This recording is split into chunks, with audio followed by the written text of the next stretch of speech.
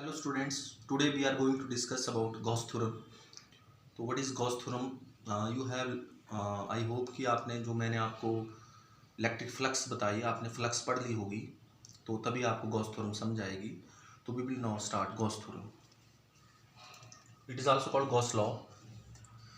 The total electric flux phi through an enclosed surface S in free space is equal to 1 by epsilon naught times the total electric charge Q enclosed by the surface. Is the statement of Gauss theorem. Means this is only valid for closed surfaces only. जो surface close होंगे उनके लिए valid होगी Gauss theorem. और Gauss theorem में हमें इसकी ज़रूरत क्यों पड़ी? क्योंकि आप लोगों ने देखा होगा कि जैसे सपोज करिए हमने यहाँ चार्ज और इज ऑन द लाइन था, तो charge is distributed on continuous charge distribution के लिए हमें ज़रूरत पड़ेगी. क्योंकि हमारी ये जो प्रॉब्लम थी ये सॉल्व नहीं हुई थी जब हमने इलेक्ट्रिक फील्ड फाइंड आउट की थी. तो 1/4 pi epsilon naught you will got lambda into DL upon R square जो था ये हमारा ओपन नहीं हुआ था. इंटीग्रेशन लाइन इंटीग्रेशन ओपन नहीं हुआ था. या हमारे पास इलेक्ट्रिक फील्ड थी 1/4 pi epsilon naught lambda sigma DS upon R square surface integral. ये हमारी प्रॉब्लम सॉल्व नहीं हुई थी. तो अगर charge is distributed on line तो उसके कारण कितनी इलेक्ट्रिक फील्ड है अगर हमने ये निकालनी है तो हमें गॉस थ्योरम का यूज़ करना पड़ेगा. मीन जो काम कूलम्स लॉ नहीं कर पाया वो किससे करेंगे हम लोग? गॉस थ्योरम से करेंगे. कूलम्स लॉ जो है एप्लीकेबल फॉर पॉइंट चार्जेस. अगर हमने निकालना है कूलम्स लॉ से हमने electric field intensity due to point charge निकाली. लेकिन जब charge is distributed on a line, ये charge is distributed on a sphere, charge is distributed on a sheet, तो उस केस में हम लोग जो हैं वो हमारा गॉस थ्योरम एप्लीकेबल होगा, कूलम्स लॉ एप्लीकेबल नहीं होगा. इसका मतलब कि गॉस थ्योरम से हम कम्प्लेक्स प्रॉब्लम सॉल्व करेंगे. और काम तो दोनों सेम ही कर रहे हैं. वो भी कूलम्स लॉ से भी हम इलेक्ट्रिक फील्ड फाइंड आउट करते हैं और गॉस थ्योरम से भी इलेक्ट्रिक फील्ड फाइंड आउट करते हैं.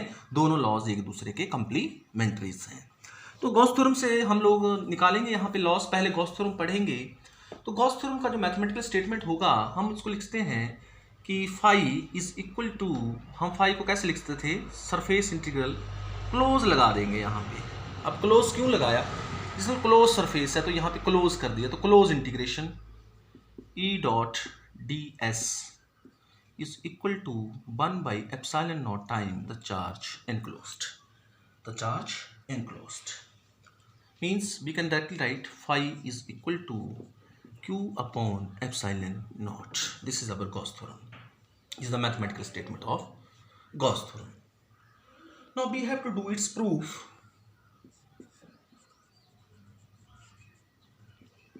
हम इसका प्रूफ करते हैं कि किस तरह से हम इसको प्रूफ करेंगे. कई बार एग्जाम में आ जाती है कि state and prove Gauss theorem. तो सबसे पहले हम एक पॉइंट चार्ज लेते हैं. पॉइंट चार्ज के कारण कितनी इलेक्ट्रिक फील्ड इंटेंसिटी होगी वो हमें पता है. हमने यहाँ पे एक पॉइंट चार्ज ले लिया Q. We have taken a point charge Q at here at centre O. तो व्हाट विल हैपन कि अगर हम देखें यहाँ से, मान लीजिए यहाँ पर पॉइंट P है, यहाँ पर हमने electric field intensity find out करनी है. तो पॉइंट P के ऊपर हमें क्या रखना पड़ेगा? टेस्ट चार्ज रखना पड़ेगा. जब हम यहाँ पे टेस्ट चार्ज रखेंगे तो हम यहाँ पे इलेक्ट्रिक फील्ड इंटेंसिटी इसकी फाइंड आउट कर सकते हैं. लेकिन पॉइंट P जो है इसके कारण जो इलेक्ट्रिक फील्ड इंटेंसिटी है वो कहाँ को जाएगी? बाहर को जाएगी. इस तरह से this the direction of electric field intensity. तो यहाँ पे हमें एक चीज़ समझनी पड़ेगी कि हम लोगों को यहाँ पे एक स्फीयर इमेजिन करना पड़ेगा. उस स्फीयर को हम बोलेंगे गॉसियन सरफेस. क्या बोलेंगे? Gaussian surface. Gaussian surface. It is an imaginary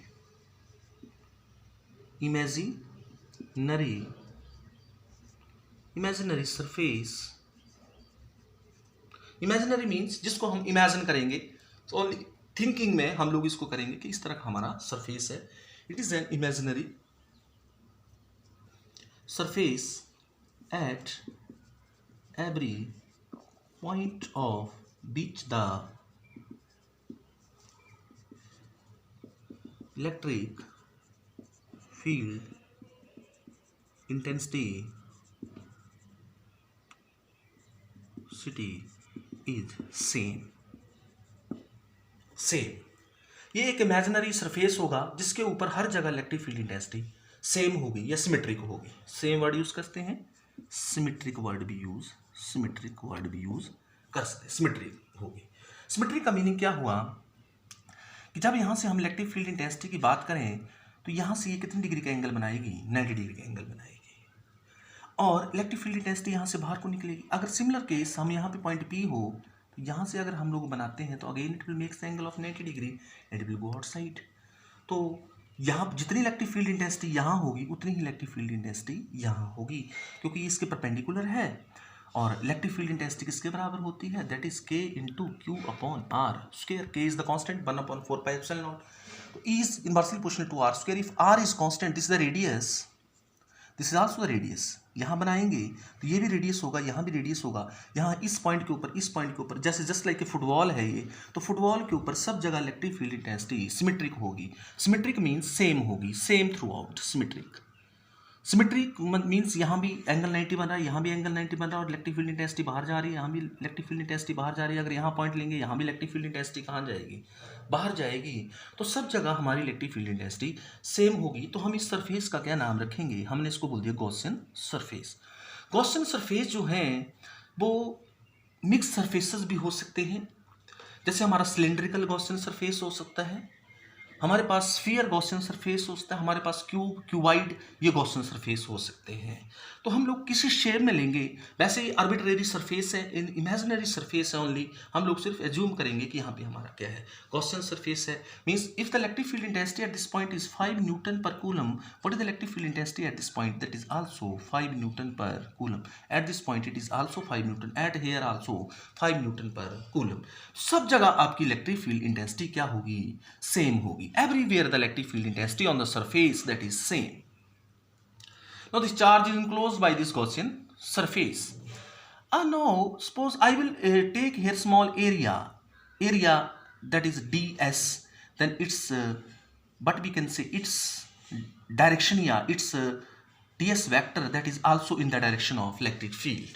What is the angle between E and ds here, that is equal to 0, that is equal to 0. First of all, we see what is the electric field intensity at this point P, that is E. We know E is equal to 1/4πε0 Q upon R square, Q upon R square.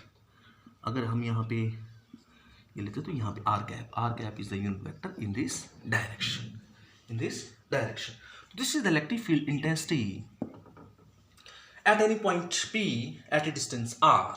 E is equal to 1/4πε0 Q upon R square into R cap. This derivation we have already done. तो आपको पीछे मेरा lecture देखना पड़ेगा।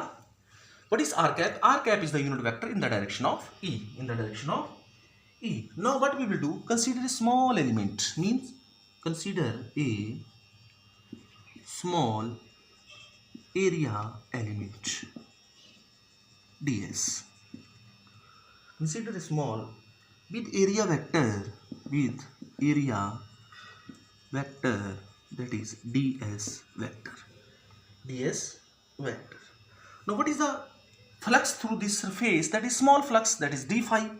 Then d phi is equal to, what is d phi is equal to, d phi is equal to E dot ds means that is equal to 1/4πε0 Q upon R square into R cap dot ds vector. We can write this as 1/4πε0 Q upon R square into ds R cap into n cap. Why? Because we can write ds vector as ds into n cap. N cap is the unit vector in the direction of area vector. Now, if you see the angle between this ds and r cap, means r cap and n cap. See, this is also n cap. This is n cap. What is the angle between n cap and r cap? That is equal to 0. Means angle between r cap and n cap are 0. That is 0. Then what is r dot n? that is these are unit vector, 1 का magnitude into 1 into cos theta, that is cos 0, so that is equal to 1. So what is d phi equal to? 1 upon 4 pi epsilon naught q upon r square into ds. Now suppose here is another element, here is another area element, then ds is toward this side, E is toward this side, again the electric field intensity is this, but we have to find the total electric field intensity. What we have to do, we have to add here ds plus d phi plus d phi plus d phi plus d phi, d phi, d phi, then it means we have to do the integration. And what is phi equal to? What is phi equal to? Integration of d phi, but it is the closed integration and surface integration. Then what will you got? This is, we can write it as closed integration surface, that is E dot ds. E dot ds लिखते हैं तो हम यहाँ क्या लिख देंगे? Surface integral. What is E dot ds? E dot ds का integration क्या आया था हमारे पास? 1 upon 4 pi epsilon naught q upon r square into ds. Now the constant comes outside the integration. What will you got? 1 upon 4 pi epsilon naught. This is the constant, it will come outside the integration, and q upon r square, that is constant, close integration into ds. What is the area? What is close integration of ds? That is the area of this sphere. This is sphere. Means मान लीजिए हमने यहाँ charge रखा, जैसे मान लीजिए मैंने यहाँ चार्ज रखा, इलेक्ट्रिक फील्ड इंटेंसिटी इधर भी जाएगी, ऊपर को भी जाएगी, इधर को भी जाएगी, इधर को भी, तो इस तरह से हमारे पास एक स्फेरिकल सरफेस बनेगा. स्फेरिकल सिमेट्री का है इलेक्ट्रिक फील्ड इंटेंसिटी. तो ये जो सरफेस है, जैसे फुटबॉल है, फुटबॉल के ऊपर या गेंद के ऊपर सब जगह इलेक्ट्रिक फील्ड इंटेंसिटी क्या होगी? सेम होगी. अगर ये स्फीयर है तो स्फीयर का जो एरिया होता है 4 पाई आर स्क्वायर. यहाँ सरफेस इंटीग्रल क्यों लगा रहे हैं? क्योंकि हमने वॉल्यूम नहीं लेना, क्या लेना है? सरफेस लेना है. 4 पाई आर स्क्वायर होती है, तो R is the radius, is small R square. What will you got here? 4 by 4 pi epsilon naught q upon r square into 4 pi r square. R square is cancelled with r square. 4 pi is cancelled with, you will got q upon epsilon naught. Then what will you got? Then that is phi is equal to E dot ds close integration, or that is equal to q upon epsilon naught. What is this? This is the proof of Gauss theorem. This is the proof of Gauss theorem. Means phi is equal to q upon epsilon naught. आपको पता है epsilon not की जो value होती है, please note it. तो epsilon not का जो वैल्यू होता है वो 8.854 इंटू 10⁻12 होता है. 8.854 इंटू 10⁻12 होता है. तो गॉस थ्योरम से हम एक इसके एप्लीकेशन देखते हैं. तो हम गॉस थ्योरम से डायरेक्ट क्या कर सकते हैं? चलो एप्लीकेशन बाद में करते हैं, पहले हम लोग कुछ स्पेशल केसेस कर लेते हैं. Special cases.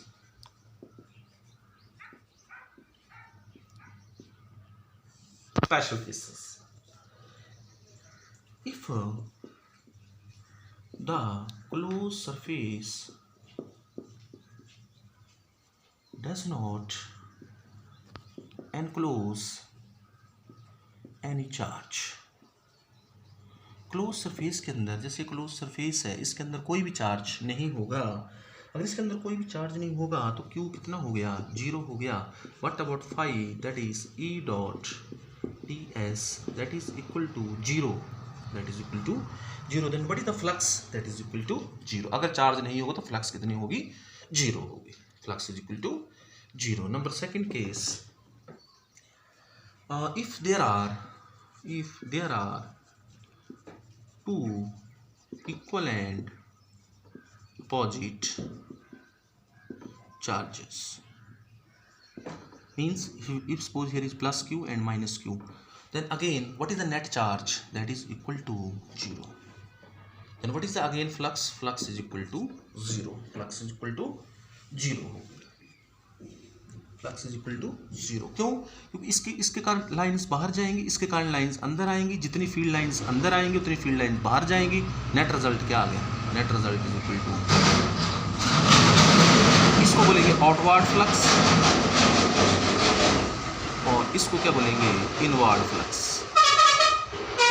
outward flux is equal to inward flux, then the net flux is equal to 0. Net flux is equal to 0. If suppose there is a discrete distribution of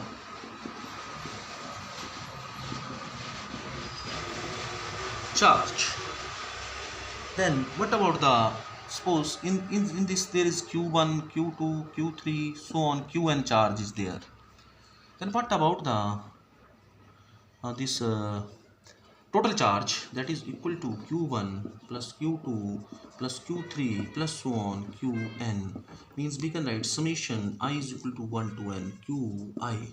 Then what about the Gauss theorem, that is phi is equal to E dot ds का close integral surface integral is equal to q, means summation I is equal to 1 to n qi upon epsilon naught, qi upon epsilon naught, I is equal to 1 to n. Now next इसका जो case है, next case, fourth number case, that is electric flux through a surface depends upon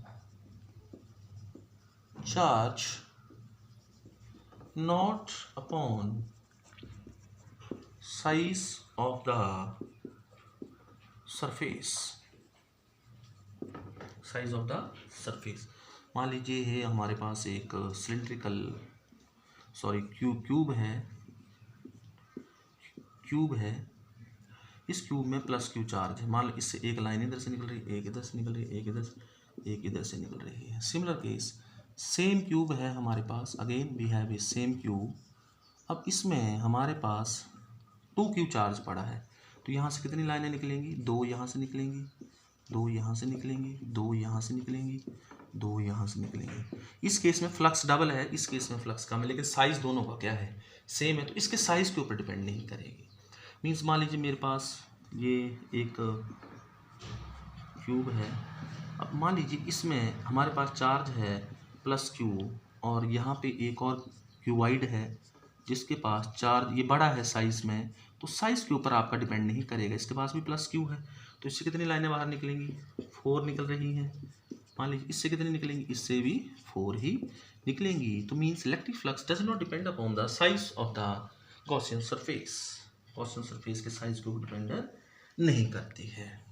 मान लीजिए ये हमारा कोई close surface है, this is an closed surface, और यहाँ से इलेक्ट्रिक फील्ड लाइंस ऐसे पास कर रही हैं, इस तरह से इलेक्ट्रिक फील्ड लाइंस पास कर रहे हैं। यहाँ पे हमने क्या रखा हुआ है, चार्ज रखा हुआ है मान लीजिए। Electric field lines are passing through this surface, this is the here is the charge, electric field lines go just like this one. What is the flux linked with this? If the charge is inside this closed surface, then the flux will linked here. What is the flux linked here? That is equal to 0. Why the flux linked here is equal to 0? Because जितनी लाइनें अंदर आ रही हैं उतनी लाइनें बाहर चली जा रही हैं, तो फ्लक्स लिंक्ड कितनी है यहाँ पे, 0. If charge is outside the closed surface, then the net flux linked with that closed surface is 0. That is equal to 0. Means if the charge is outside the Gaussian surface, then what will happen? No flux will linked with this closed surface. तो ये कुछ special cases हैं। हम लोग Gauss theorem को numerically means कितनी line से निकलती हैं किसी चार्ज से वो निकाल, जैसे मतलब हम आते हैं calculate the number of lines passes through 1 coulomb of charge.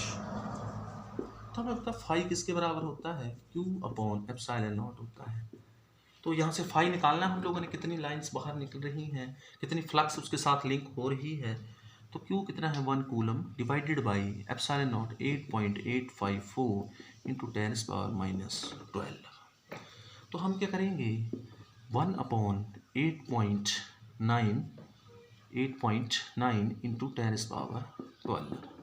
तो what is 1 upon 8.9? We will take it as a 9, so it is equal to approximately 0.001 0.11 means 1.1 into 10 की पावर या 11 इंटू 10 पावर 10 लाइन्स बाहर निकल रही हैं। किससे? 1 coulomb charge से। तो हम निकाल सकते हैं, हम काउंट कर सकते हैं कि 1 कूलम चार्ज से, 1 माइक्रो कूलम से कितने निकल रही है वो निकाला जा सकता है, 1 मिली कूलम से कितने निकल रहे हैं। तो आपके लिए प्रॉब्लम है कि आपने मिली कूलम, माइक्रो कूलम से कितनी निकल रही हैं, आप पिको कूलम से कितनी निकल रही हैं, आपने घर में निकालनी है। You have to find out these. 1 milli coulomb से कितनी निकलेंगी, माइक्रो कूलम से कितनी निकलेंगी, पिको कूलम से कितनी निकलेंगी, ये लाइंस आप निकाल सकते हैं।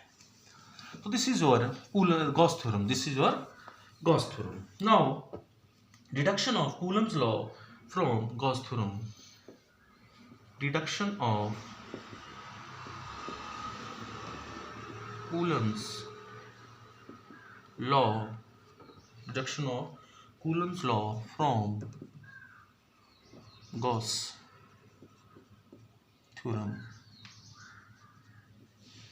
इंपॉर्टेंट क्वेश्चन है, कई बार एग्जाम में आता है। Deduce Coulomb's law from Gauss theorem। You can go from Gauss theorem to Coulomb's law, Coulomb's law to Gauss theorem। तो हम लोग यहाँ पे क्या डिराइव करेंगे कि Coulomb's law को हमने डिराइव करना है। मान लीजिए हमारे पास यहाँ पे एक चार्ज पड़ा है Q1 और यहाँ पे एक और चार्ज पड़ा है Q2। Both are separated by a distance of r। Both the charges are separated by a distance of r। Both the charges are positive. Both the charges are positive. Now what will happen, this is plus Q1, this is plus Q2। Now what will happen कि यहाँ पे ये charge पड़ा हुआ है तो यहाँ पर ये कितनी फोर्स लगाएगा, तो इलेक्ट्रिक फील्ड लाइंस कहाँ को जाएगी, बाहर को जाएगी। यहाँ पे मान लीजिए पॉइंट P है तो यहाँ पर एक गॉसियन सरफेस बनेगा। गॉसियन क्या बनेगा? सरफेस बनेगा। That is a sphere, that is a sphere. तो here sphere is a Gaussian surface. There are charges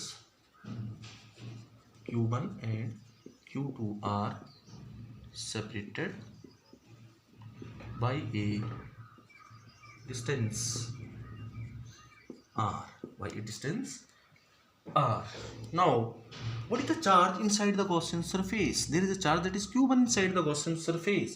तो यहाँ पे अगर हम लोग क्या लगाएंगे, आपकी E dot ds means Gauss theorem लगाते हैं, that is equal to Q1 by epsilon naught।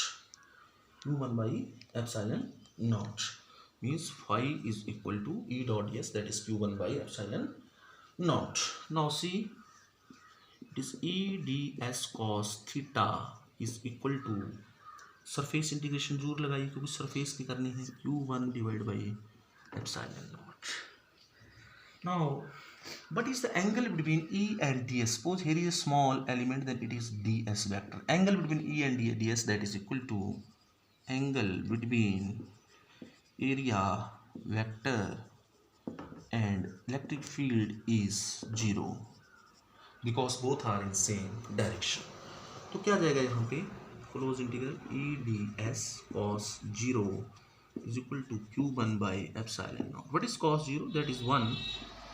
That is 1, you will got E ds Q1 by epsilon naught। As we know, electric field intensity is constant, so E comes outside the integration, you will got E into close integration ds is equal to Q1 by epsilon naught, then E is equal to 4 pi r square, because what is the area of the sphere?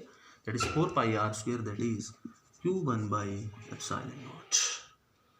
Now what is E equal to 1 upon 4 pi epsilon naught Q upon r square। तो हमने क्या find out कर ली, electric field intensity आ गई आपके पास। Now what is the force experienced? Now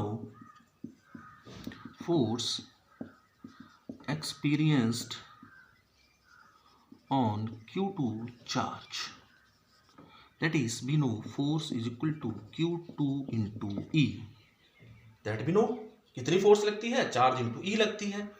तो what is F equal to 1 upon 4 pi epsilon naught Q1, here's Q1 Q2 upon r square, or what this called, what is this our, this is our Coulomb's law। This is our Coulomb's law और we have prove the Coulomb's law from Gauss theorem. तो हमने Gauss theorem से किसको prove कर लिया? Coulomb's law को prove कर लिया। E and DS that is in the same direction. So this is your deduction of Coulomb's law from Gauss theorem. Thanks, have a nice day. Tomorrow we will do the application of Gauss theorem. Okay.